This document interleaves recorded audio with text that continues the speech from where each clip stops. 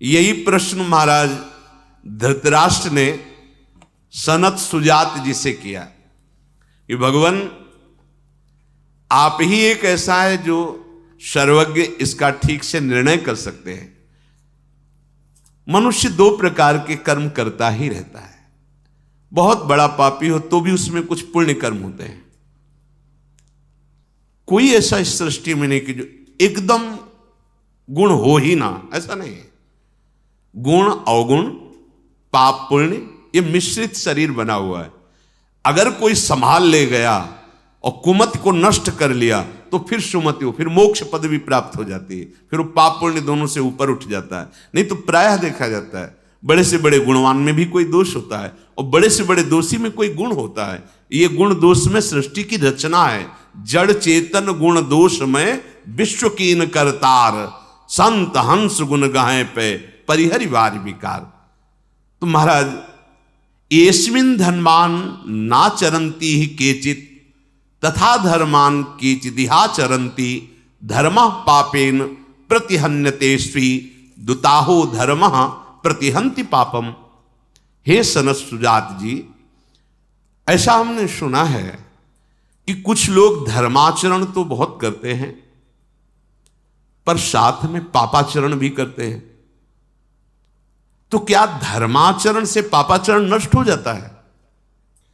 सनत सुजात जी ने कहा, उभयमेव तत्रोपयुज्यते फलम धर्मस्यै वेतरस्य च। धर्म और अधर्म अर्थात पाप और पुण्य, इसके दो मार्ग हैं। अगर आप पाप कर रहे हैं तो अलग हिसाब है और पुण्य कर रहे हैं तो उसका अलग हिसाब है। आपके बहुत अधिक पाप हो गए हैं, नाम मात्र के पुण्य हैं, तो पहले नरक जाना होगा आपको। अगर आपके बहुत पुण्य हो गए हैं तो पहले आपको स्वर्ग जाना होगा, वहां पुण्य भोग करना होगा। कुछ जो पुण्य और पाप बनते फिर शरीर की रचना होकर मृत्यु लोक में आता है। ऐसा नहीं है। तस्मिन स्थितो वाप्युभयम ही नित्यम ज्ञानेन विद्वान प्रतिहंति सिद्धम तथान्यथा पुण्य मुपैति देहि तथागतम पाप मुपैति सिद्धम। दसमा शास्त्रम प्रमाणम। ऐसे नहीं कि आप मनमानी बोल दो आपकी बात मानी जाएगी, शास्त्र में प्रमाणित होनी चाहिए। श्री सनत सुजात जी कह रहे हैं कि पुण्य के द्वारा पाप को नष्ट नहीं किया जा सकता, उसका अलग विभाग है, उसका अलग आपको फल मिलेगा। हां, एक उपाय है जिससे नष्ट किया जा सकता है, वो है भगवान का भजन। ये त्रिगुणात्मिका माया से बिलग है। ये त्रिगुणातीत है, जैसे राधा राधा राधा राधा। ये त्रिगुणात्मिका माया के द्वारा रचित कर्मों में नहीं है।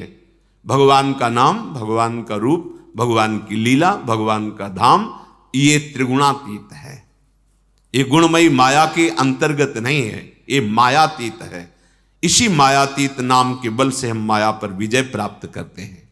जो विद्वान ये बात समझ जाता है ज्ञान के द्वारा कि एकमात्र परमात्मा की शरण, परमात्मा का भजन ध्यान ही तुम्हारे पाप और पुण्य दोनों का नाश करके परम सुख, परम आह्लाद, परम पद प्रदान करेगा। यह शास्त्रों में प्रसिद्ध बात है। सनत सुजात जी कहते हैं अगर ऐसी बात नहीं मानता तो वो देहाभिमानी मनुष्य पुण्य और पाप दोनों का क्रमशः फल भोगता ही रहेगा। जब से सृष्टि रची गई तब से आज तक चल रहा है यही पाप पुण्य का क्रम। इस प्रकार पुण्य बढ़ा तो स्वर्ग, पाप बढ़ा तो नरक। स्वर्ग और नरक दोनों अस्थिर हैं, ये अविनाशी नहीं है, ये स्थिर नहीं है, ये स्थिर पद नहीं है। जैसे नौस इंद्र पद पर बैठे फिर अजगर की योनि को प्राप्त है। अब जब वहां पुण्य और पापों का विशेष भोग हो जाता है, कुछ बचा तो फिर उसे जन्म होता है, फिर वो कर्मानुसार, संस्कार अनुसार फिर पाप पुण्य एकत्रित करता है, फिर वो लोकों में भोग। यही पुनरपि जननम पुनरपि मरणम।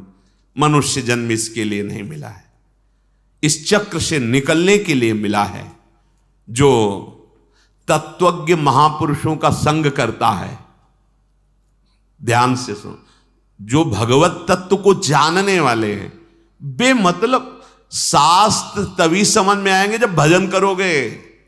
पढ़ के सुनाना अलग बात है, अगर भजन नहीं करोगे तो वस्तु रखी दिखाई नहीं देगी, शब्द कुछ और है और उसका भाव कुछ और है, रहस्य कुछ और है। वो बात तभी समझ में आएगी जब भजन हो रहा है। भजन और सत्य धर्म के बिना आप हमारे शास्त्रों के आंतरिक भाव को नहीं समझ सकते। ऐसे शब्द सुनने को मिलते हैं जिनका कोई अस्तित्व नहीं है, व्यर्थ का बकवास, व्यर्थ का बकवास। सामने ग्रंथ रखा है, कहीं भी उसमें नहीं है, ऐसे वाक्य नहीं। तस्मात् शास्त्रम प्रमाणम, आप जो भी बात बोले शास्त्र प्रमाणित तभी कहा गया है।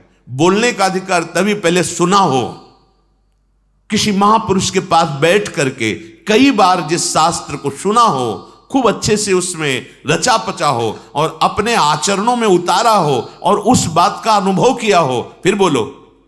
ऐसे नहीं, भगवत ऋषि जी कह रहे ऐसे नहीं बोले, नहीं, पहले खूब अनुभव करो, फिर जब बोले तो हृदय की ग्रंथि खोले, जड़ चैतन्य की ग्रंथि का भेदन करके परमात्मा साक्षात्कार करा दे। ऐसे मनमानी आचरण नहीं।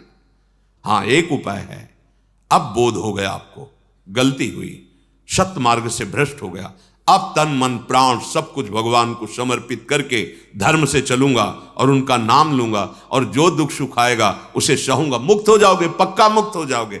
तो दीयम वस्तु गोविंदम तुभ्यमेव सम, आपकी वस्तु आपको समर्पित। अभी तक अहंकार के कारण दुर्गति हुई, हे नाथ अब ये कहीं कुछ समर्पण नहीं करना, जो जाए वही है। हम ये नहीं कह रहे कि आपके पवित्र होने का रास्ता ही नहीं, रास्ता है पर ऐसा नहीं है। बहुत सावधानी, तस्मात् शास्त्रम प्रमाणम ते, यही चूक होती है। हम शास्त्र के शब्दों को तोड़ मरोड़ करो ऐसे बोलते हैं, नहीं, शास्त्र किसी के अनुकूल नहीं, शास्त्र के अनुकूल तुमको चलना होगा। कानून किसी के अनुकूल नहीं होता, कानून के अनुकूल चलना होगा। श्री कृष्ण अनुकूल लेन प्रतिकूल वर्जनम, ये सत मार्ग है, सत शास्त्र है। कभी भी कोई पुण्य करके पाप को नष्ट नहीं कर सकता। यहां सनत सुजात जी बोल रहे, पाप का अलग हिसाब है, पुण्य का अलग हिसाब। अगर नष्ट करना है तो एक उपाय है, भगवान की शरण में हो जाओ, उनका नाम, उनका आश्रय, उनका चिंतन। अगर देहाभिमानी इस बात को नहीं मानता है तो अपने पाप और पुण्यों का फल भोगता है। अवश्य में वो भोक्तव्यम कृतम कर्म शुभाशुभम, भगवान बोल रहे हैं। शुभ माने पुण्य, अशुभ माने पाप, अवश्य में वो भोगता, अवश्य भोगना पड़ेगा। अगर एक मात्र उपाय है तो भगवान की शरण में हो जाओ। सर्वधर्मान परित्यज्य मामेकम शरणम व्रज, तो अहम त्वाम सर्व पापी, मालिक है वो, ठीक कर देंगे।